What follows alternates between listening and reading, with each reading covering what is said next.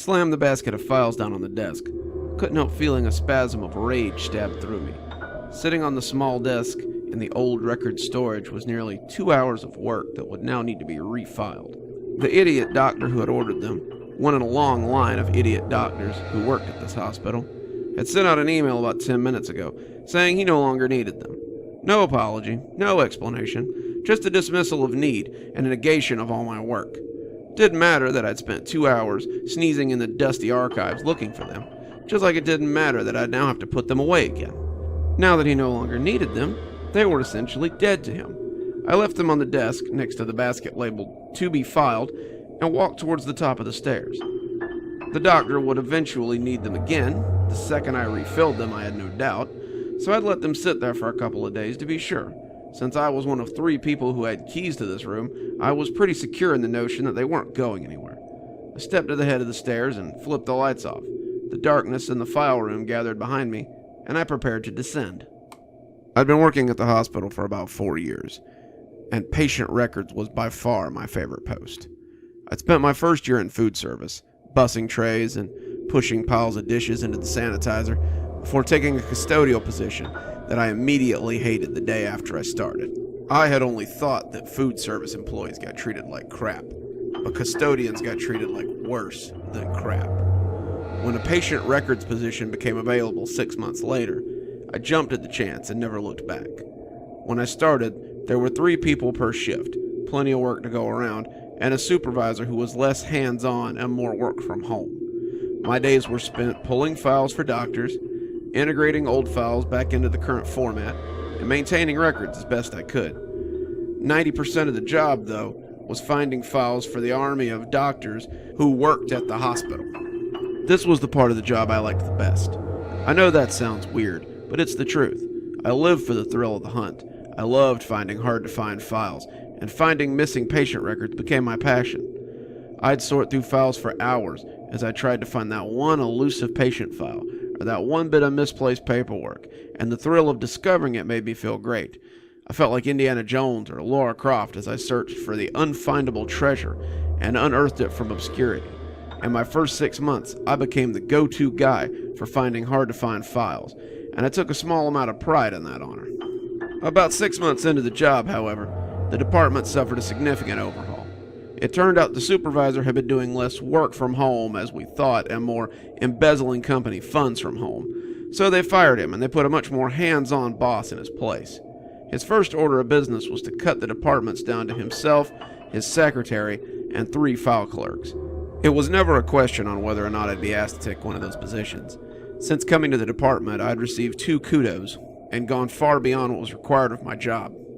When the request for the second shift file clerk hit my desk, I wasn't surprised. The second shift was the one that took on the most crap, had the largest workload, and the worst hours. The job would be harder than any of the other file clerk positions, but the work was rewarding in its own way. The small raise I received paid my bills with a nice little chunk left over every month for myself. The job had many low points, but my least favorite part among them was going into the old record storage.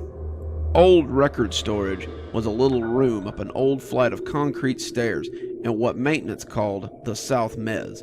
It's full of metal shelves that might as well be made out of razor blades that are stacked with boxes that stretch all the way back to the 1960s. Once or twice a year, they purge some of the oldest ones, but they keep putting new files in its place, so the load up there never really goes down. I don't hate the space. It's cozy, it smells like old paper, and that's comforting to me. It's also where I find the majority of my hidden treasures, so I never really mind going up there. No, the problem is always going back. A continuously running set of bulbs light the stairs themselves, but the light switch for the records room is at the top of the stairs. When you get to the top, you had to turn on the lights. When you leave, you have to turn the lights off and walk down the stairs as the dark presses in behind you. Now, I'm no coward. Even as a kid, I was never afraid of the dark. But there's something unsettling about having the darkness so close behind you. You can't see what's back there, and your mind plays little tricks on you. Is there something lurking in the dark waiting to pounce on you? Someone waiting for you to get midway down so they can push you? It doesn't help that the concrete stairs are treacherous, and one false step would send you bumping and scraping all the way down to the bottom. I couldn't tell you when I started counting the stairs, as I went down them. It's become sort of a game I'd play with myself over time. Get down all 23 stairs before the monster kills you, and you win your life. What fun.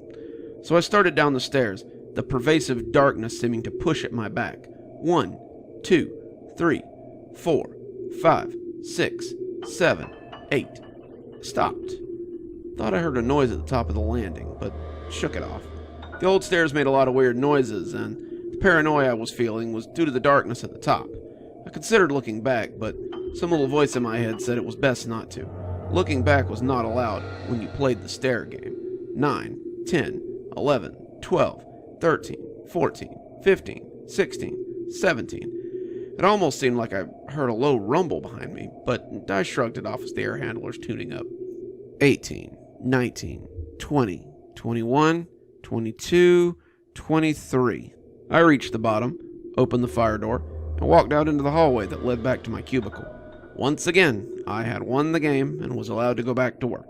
I allowed myself a mental pat on the back and went back to my walled-off piece of personal space. The rest of the day went by in the same monotonous repetition, and when 11:30 finally got there and Lisa came in to relieve me, I grabbed my bag and went home. It was the first night I dreamed about the stairs. There weren't 23 steps in my dream, though.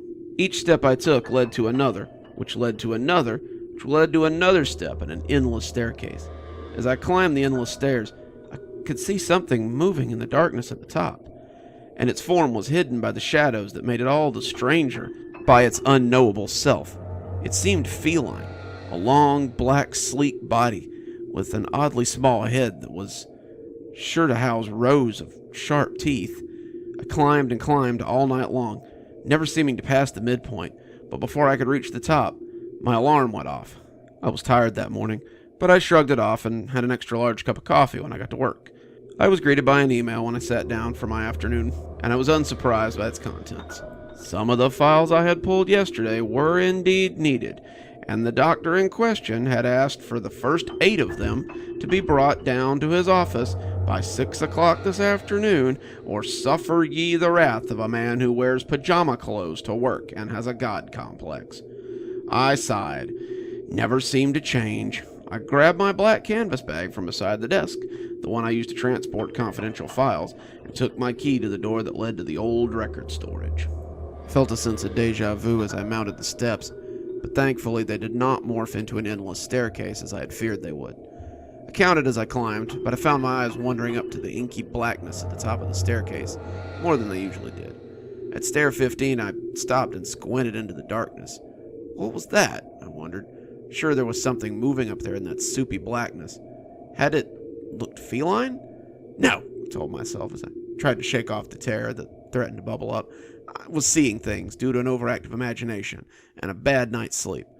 So I finished the climb, taking them 2 at a time now, and flipped the lights on with a quick, decisive stroke. Nothing. There was nothing at the top of the stairs, except sharp metal shells and papers that were older than I was. I sorted through the files on the desk and quickly found the 8 files that the doctor had wanted.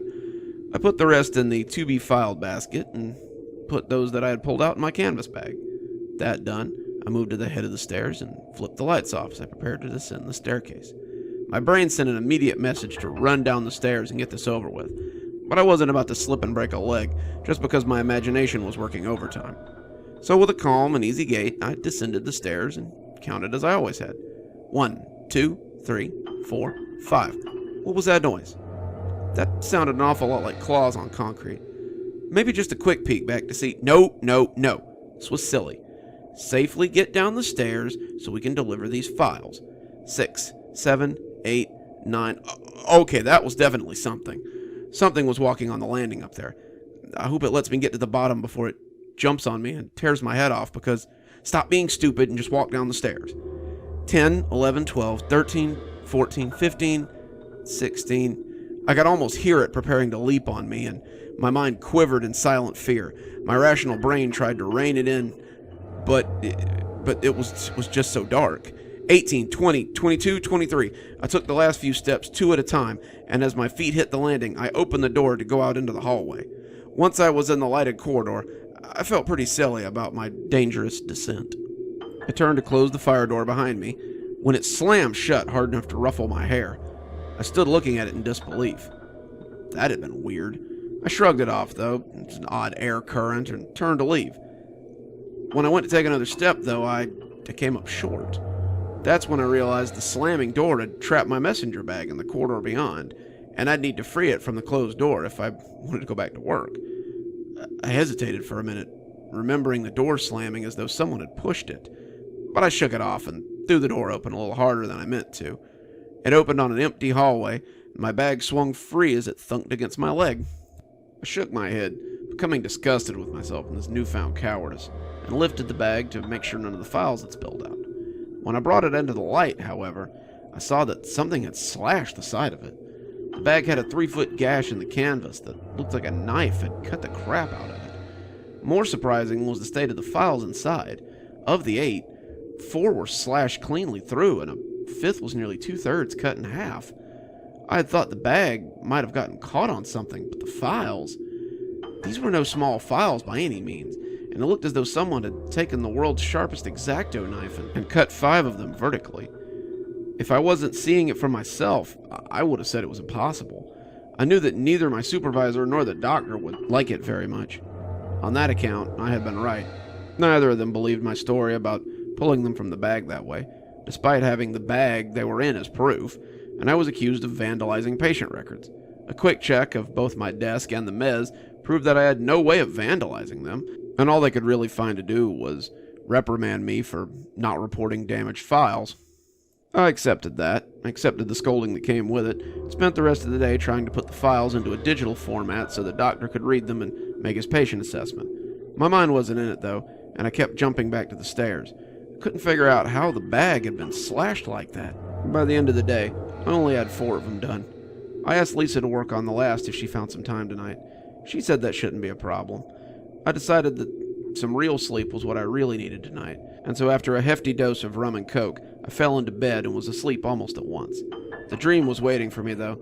I climbed those stairs, 23 or 48 or 5,000 depending on something or nothing, and all the while I would see that thing stalking at the edge of the darkness. Its long, sleek body was a bunch of tense muscles as it moved back and forth like a tiger in a cage. Tonight, though, I would get to the top of the stairs, turn the lights on. Nothing would be there. I would see it within touching distance once I crested the stairs, but then I would turn the lights on, and it would be gone. I'd then turn the lights off again and walk down the stairs as it stalked and hunched behind me, only to start over again when I got to the bottom. I went up, turned on the lights, turned it off, came back down, only to do it again. All the while it paced and flitted in the shadowy soup of that upper stairs. Just when I thought it would go on forever, I got to the top, flipped the lights on, and it sprang at me like a jack-in-the-box and knocked both of us down the stairs. I woke up screaming just before I hit the ground. My body was a wreck. My muscles were tired and aching, like I'd been going up and down stairs all night, and I could barely keep my eyes open when I got to work that afternoon. I plowed through the rest of my transcription work, a full cup of coffee always at hand, but I could feel my eyes trying to close. I snatched a few cat naps throughout the day, but every time I'd close my eyes, I'd see that thing jumping at me and sit up with a start. My boss never caught me napping, thank God, and no one wanted anything from the mez that day. I dragged myself home at 11:30 and collapsed right back into the dream. Up and down, up and down, up and down the stairs.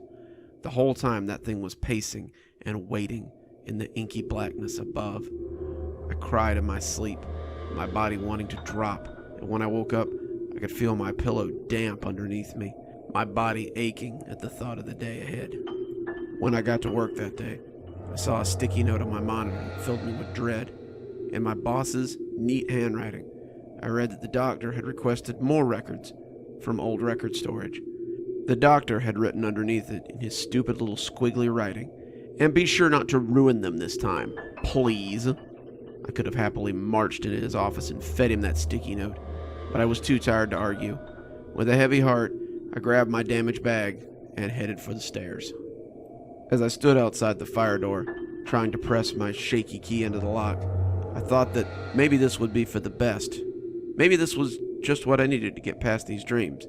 If I could stand up to my fears and show my conscious mind that there was nothing to be afraid of, then maybe I could get some sleep tonight and finally stop feeling like a zombie.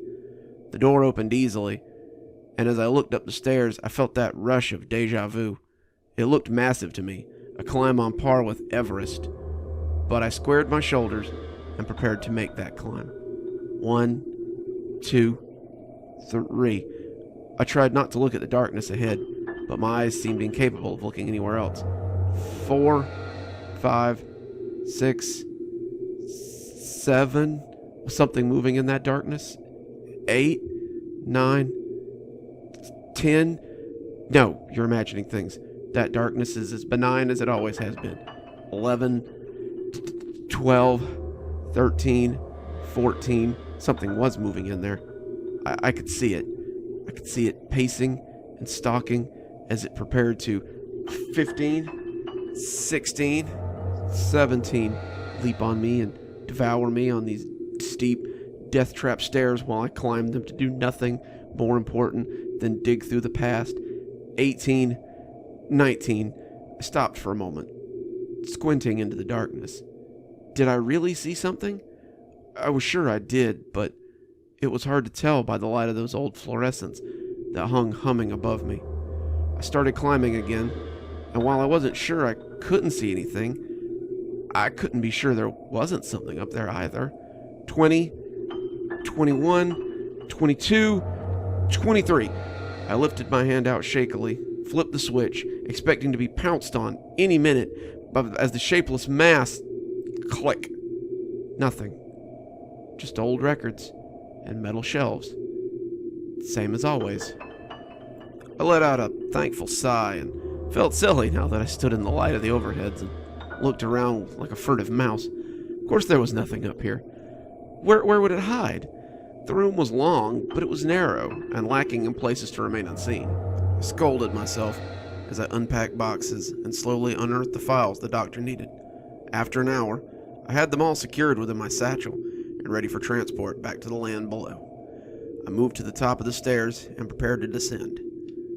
Then I stood there, frozen for a few seconds, my hands hovering over the switch. I considered just leaving the lights on. Surely someone would see it and turn it off the next time they were up there. If Lisa found it on, she probably wouldn't even tattle on me. I knew, however, that if Dave from first shift came up here and found the lights on, he would definitely say something to my boss. Dave wanted my shift bad. He hated early mornings, and he'd see this as a perfectly good reason to tattle on me and take my shift. No, I thought, my hands on the light switch. I needed to do this. I needed to rediscover my courage, and more importantly, I needed to prove to myself that I could still do this. As always, I counted, but it was less of a game and more of a talisman at this point. Say the incantation and keep the darkness at bay. 1, 2, 3, 4. There was a loud whump as something pushed a box off the shelf. No, not pushed. I just hadn't put it back right. Nothing could be up there. Nothing could hide up there when the light was on. 5, 6, 7, 8, 9. Okay, that sound was not my imagination. I heard claws settling on the landing above me, a space I had occupied not even 30 seconds ago. I could see it there in my mind as it crouched and made ready to spring. Even as I thought it, my mind railed against such an idea. You're silly. It's just an echo of your shoes scuffing on the stairs. There is no monster at the top of this stair. 10, waiting to leap on me from its high perch, and 11, rend me into pieces where I stand. There's no beast in the darkness whose sole 12 purpose is to kill me and continue my nightmare existence of the last few days. 13, but there is, God help me, a creature up there. I can feel his eyes as they bore into me. I can hear his panting breath as he waits for me, just out of reach. I can almost hear his malice and his madness and his hunger and his delight and the feelings too primal and alien to be felt as anything but insects on my flesh. 14. Pop! I nearly jumped as a soft snapping sound whispered like a cannon shot above my head. I felt my foot become shaky, but I settled my feet again and looked up to the hanging cage over my head. I laughed a little as I realized it was just the sound of a light going out above me. I thought to myself that it was about time one of these things buzzed out. The light they cast was yellow, and sometimes I like to think the bulbs they used were probably older than I was. God help anyone who was on these stairs when... My blood ran cold for a moment. When they finally burst and left some poor fool in the dark. That's when I broke the rules of the game. For the first time in 3 years, I looked behind me, and my breath hung in my throat. There it was, crouched on the landing at the top of the stairs. It was far worse than I had even imagined. It had the sleek, feline body and long claws that I had imagined, but that was where its similarities to a cat ended. Instead of fur, it was covered in glistening black chitin, and as it swished its hips in preparation to leap, its plates rubbed together without making a single sound. It didn't seem to have eyes on its featureless face, but it did have a gaping maw full of sharp teeth that seemed constantly made damp by a blotchy red tongue. It saw me seeing it somehow, and it smiled at me with those steak knife-sized teeth as it flicked its head at the light cage above me. The other bulb popped with a little musical tinkle, and I was left in total darkness. 15, 17, 19, I started running down the stairs, 2 at a time, and the flying leaps were probably all that saved me. It let me get 3 long steps down before it hit me in the back with the full weight of its body, and I fell the last 4 steps. Even though it was only a few steps, I fell hard, and the concrete stairs skinned me up good. I pulled my body into a ball as I fell, and while my head and organs were mostly spared, my arms and legs were gouged and ripped by the semi-stone of that unyielding staircase. I landed on my side at the bottom stoop, and again, this may have saved my life. Before I could even think to sit up, the creature screamed and leaped from the middle of the staircase. It was either too eager for the kill or overestimated its jump, because I heard it plow through the drywall and slam into the pipes and steel beams beyond. I got to my feet and felt for the fire door. I found the handle somehow, and when I reached to open it, the creature screamed and flailed out with its long claws. It caught me in the back and arms with a few frantic swipes, and just as I came into the light, I felt myself jerked backwards towards the den of darkness. I screamed in frustration and grabbed the door frame for more leverage as I tried to pull myself free. When the bag strap pressed hard into my shoulder, I realized, almost too late, that it was using the bag to pull me in. I pressed the release on the trendy seatbelt-style buckle, and as the strap parted, I turned to sneer into the eyeless face as I slammed the door and collapsed into the carpeted hallway. It rammed at the door, and I pulled myself up and braced my weight against it.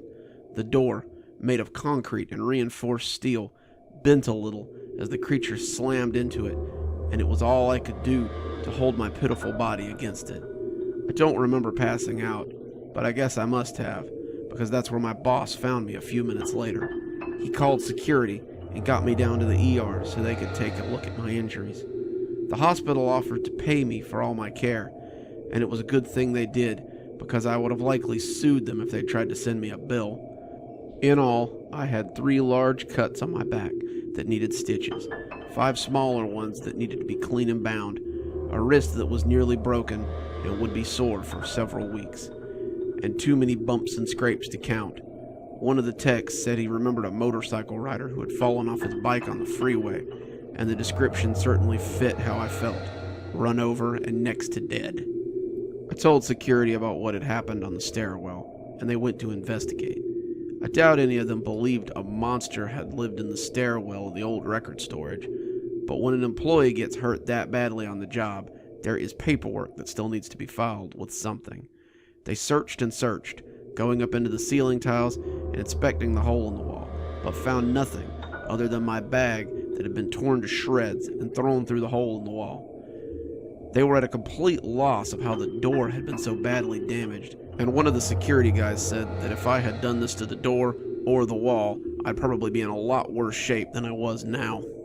The write-up paperwork they so generously delivered to me says that I fell down the stairs after the lights went out and hit my head, which which explained why I thought something attacked me, and why I destroyed my bag, the patient records inside, the wall, and the fire door before throwing the bag and blundering out into the hallway. Even though I had no head injury, this description was passed on and went into my file as an accident. My supervisor got an accommodation for his efforts to aid an injured employee, smarmy prick, and I spent a few days recovering in a room upstairs before any of this was brought to my attention. When it was, I felt mad enough to spit. It was absolute crap, every word of it, but HR told me I could either sign it and avoid dismissal, or refuse and be fired for destroying patient records and fabricating an event to avoid work. They alluded to the fact that this would follow me to every job I applied for from now on. With a mark like that and a record of destroying files, I'd be hard-pressed to get another office job. In the end, I signed it and then promptly resigned. They agreed that was best, and when I left the hospital 2 days later, they sent my personal effects with me. That was 6 months ago. Now I work in an office building where I maintain client records, digital only in this place, and I'm pleased to say that I haven't had to climb a set of stairs since my accident. I wish that was where my story ends, but I'm afraid it doesn't. You see, I ran into an old coworker a few weeks ago while I was out at a bar with some friends. He told me David stepped up to become the new second shift file clerk after I left. 3 months after that, they found him dead in the old record stairwell. I felt bad because unfortunately, it was Lisa who found him. Well, most of him. They found his hands and his head, along with some torn up records and a bunch of broken glass from the overhead cage. Not a drop of blood, though, not on the stairs or anywhere. It scared a lot of people. After that, the administration had decided the stairs were too hazardous, and all the old files were put in digital format. He said the mezz had become storage for old custodial equipment, but none of the custodians would go up there if they could help it. More than one had felt something staring at them from the top of the stairs, and quite a few had been reprimanded for leaving the lights on. He didn't go up there at all, he confided. Even though they replaced the ballast in the hallway, the lights still flickered and buzzed. He's afraid that he'll get caught up there when the lights go off, and something will get him too. I hope the manager seals that room up someday. I hope they tear that stairwell down and just fill in the space with something else. Given what they made me sign when I left, though, I don't think they will. I think they know what's up those stairs, and I think they consider an employee going missing now and then a perfect price to pay for the wrath they would face if they left it unfed. As someone who was almost its dinner, I can't say I don't feel a little bit of sympathy for them. The thought of that thing finding me on a dark night would be enough to make me do almost anything to avoid it. Good evening, my little creeperonis. It's me, Dr. Plague.